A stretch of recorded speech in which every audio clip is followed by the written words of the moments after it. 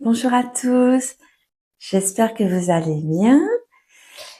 Aujourd'hui, je travaille pas. Hier, j'ai pas travaillé non plus parce que là, on est samedi 2 mai et hier, c'était le 1er mai.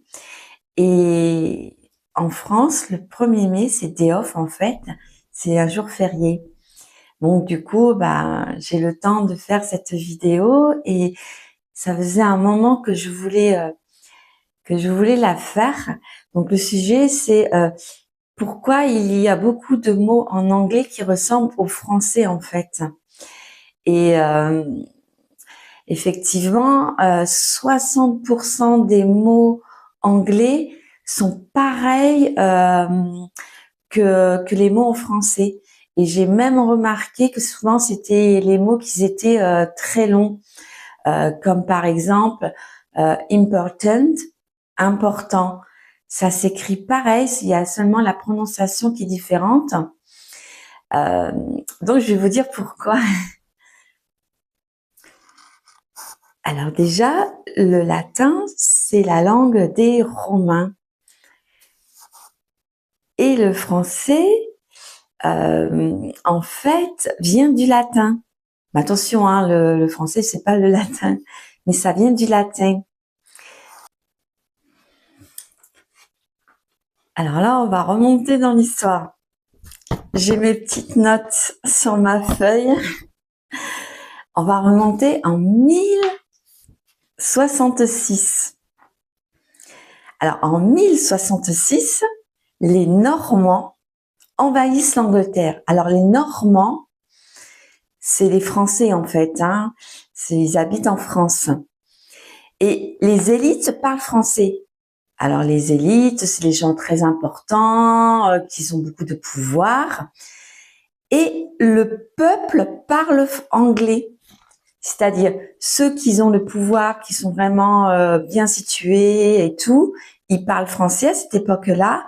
Et le peuple, lui, il parle anglais. C'est fou, non? Résultat, l'anglais intègre énormément de mots français. Et donc, l'anglais est un mélange de racines germaniques plus influence française et latine. C'est pour ça que les francophones, les Français ou même les Canadiens qui parlent français, comprennent beaucoup de mots anglais. Il y en a plein, important, important, il y a plein de mots comme ça en fait qui ressemblent au français. Enfin, ça s'écrit exactement pareil, sauf que la prononciation, elle est en fait totalement différente. J'en ai d'autres encore. Il y a animal, animal, ça s'écrit pareil, mais ça se prononce pareil. Ah oui, il y a possible, possible. So, it's possible. You can learn French easily because why I speak English.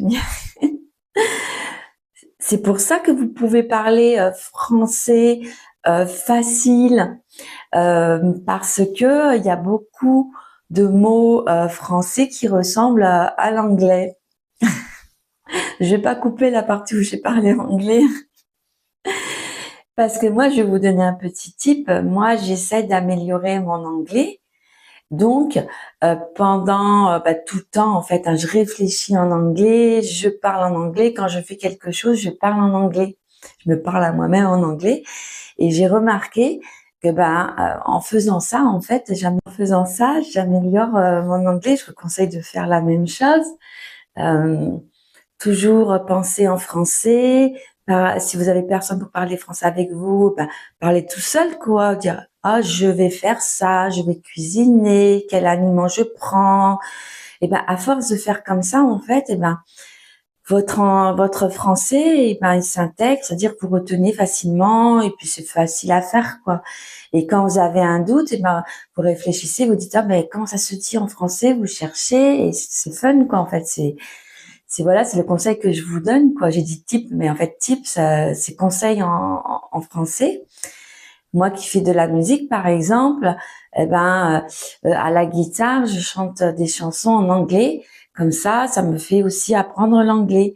Vous, dans vos loisirs, je sais pas si vous aimez courir, et ben écoutez de la musique en français, regardez YouTube en français, les informations en français, tout ça, à force, intégrer au maximum, mettez au maximum le français dans votre vie au quotidien. Comme ça, vous allez apprendre facilement, en fait. Voilà, c'est tout pour aujourd'hui. J'espère que ça vous a plu. Je vous dis à bientôt dans une prochaine vidéo. Prenez soin de vous et n'oubliez pas de vous abonner et de liker et aussi de laisser un commentaire, ça me ferait trop plaisir. À bientôt.